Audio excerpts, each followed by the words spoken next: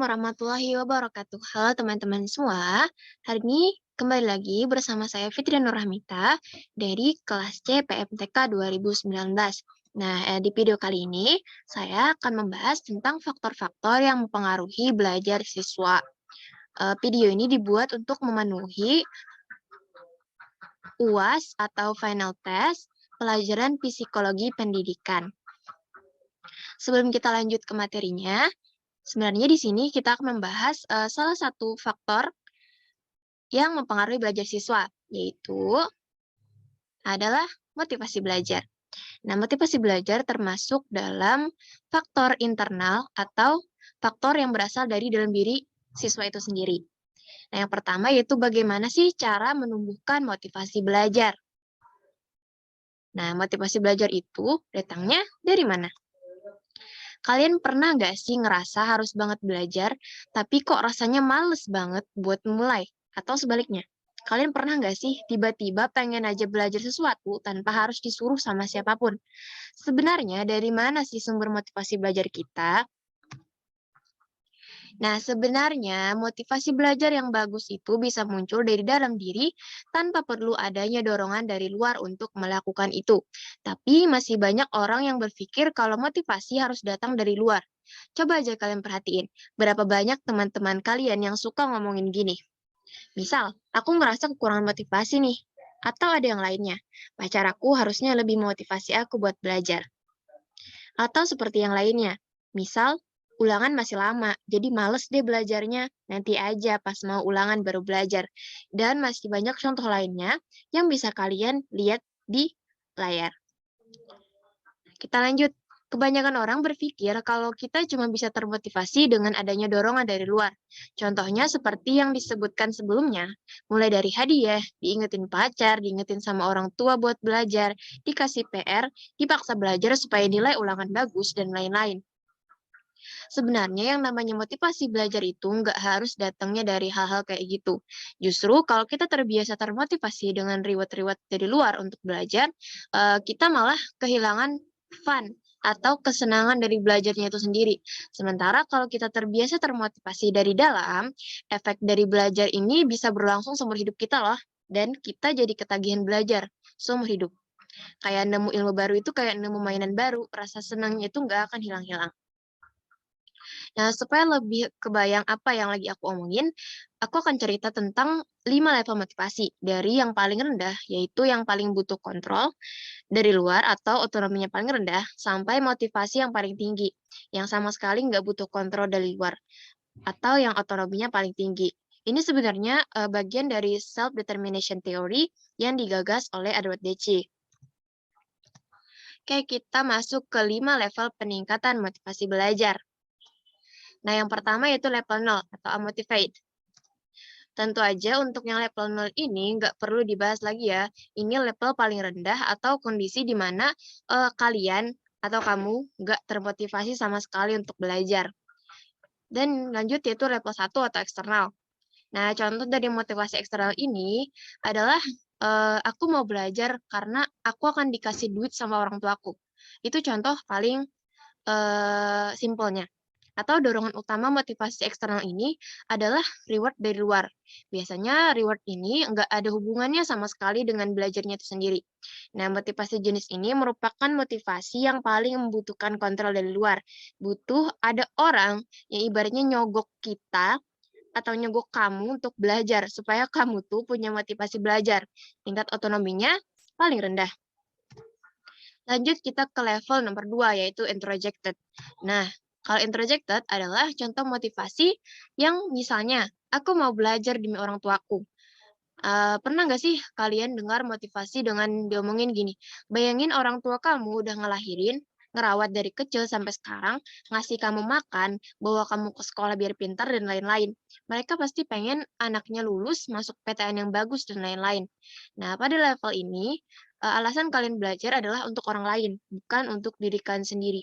Jadi masih membutuhkan kontrol dari luar, meskipun nggak setinggi motivasi eksternal atau level 1. Tingkat otonominya sudah mulai ada sedikit.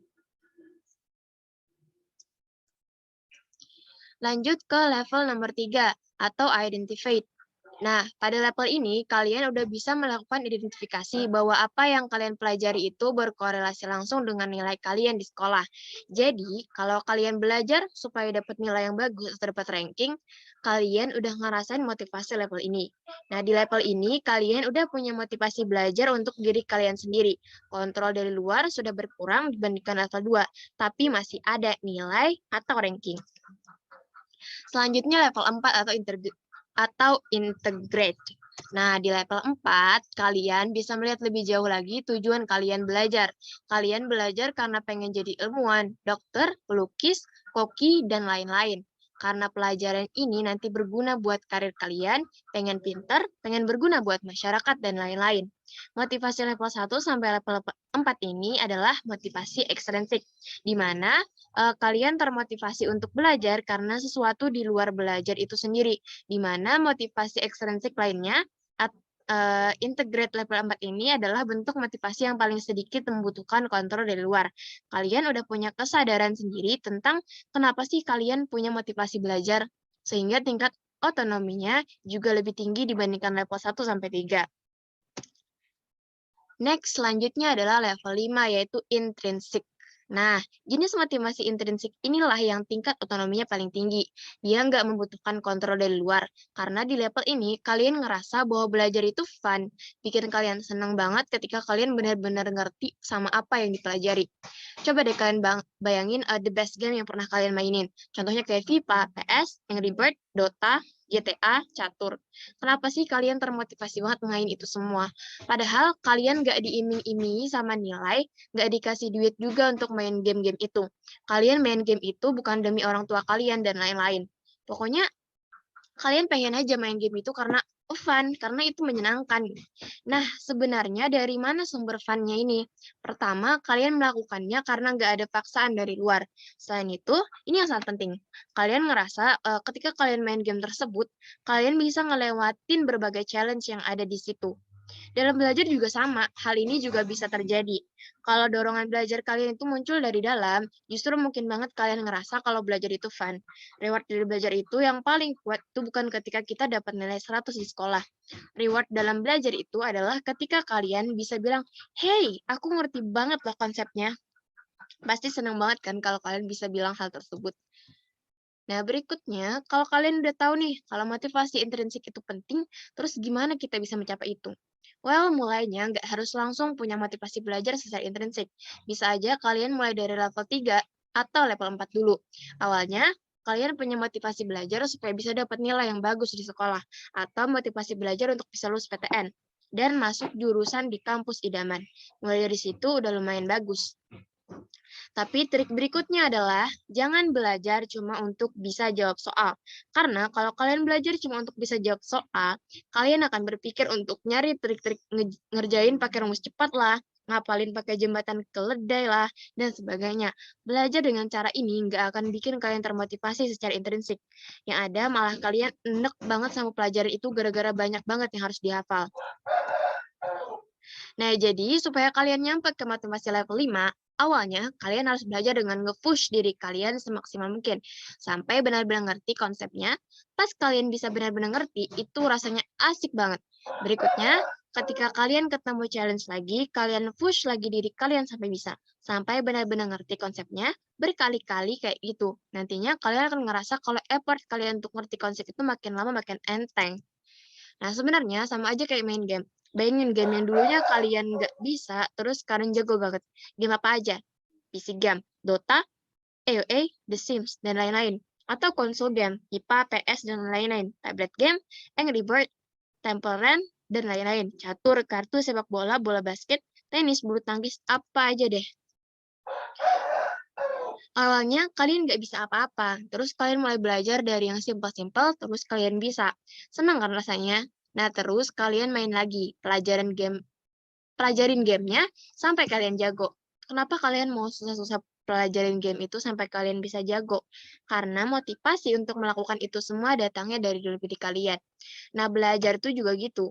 Kalau kalian udah ngerasain fun-nya belajar atau senangnya belajar, kalian akan ketagihan untuk pengen belajar layaknya main game. Nah, motivasi merupakan dorongan yang ada pada diri anak untuk melakukan sesuatu tindakan. Besar kecilnya motivasi banyak dipengaruhi oleh kebutuhan individu yang ingin dipenuhi.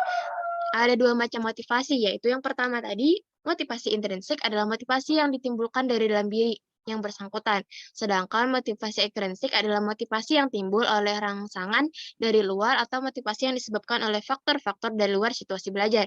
Misalnya angka, ijazah, tingkatan, hadiah, persaingan, pertentangan, sindiran, cemoohan, dan hukuman. Nah, motivasi ini tetap diperlukan di sekolah karena tidak semua pelajaran sesuai dengan minat dan kebutuhan siswa. Motivasi erat sekali hubungannya dengan tujuan yang akan dicapai. Nah, jadi itu tadi penjelasan tentang salah satu faktor yang mempengaruhi belajar siswa. Itu dia tadi yang dapat saya sampaikan atau yang dapat aku sampaikan. Terima kasih atas perhatian kalian semua. Aku ucapkan wassalamualaikum warahmatullahi wabarakatuh. Bye-bye. Sampai ketemu di video selanjutnya.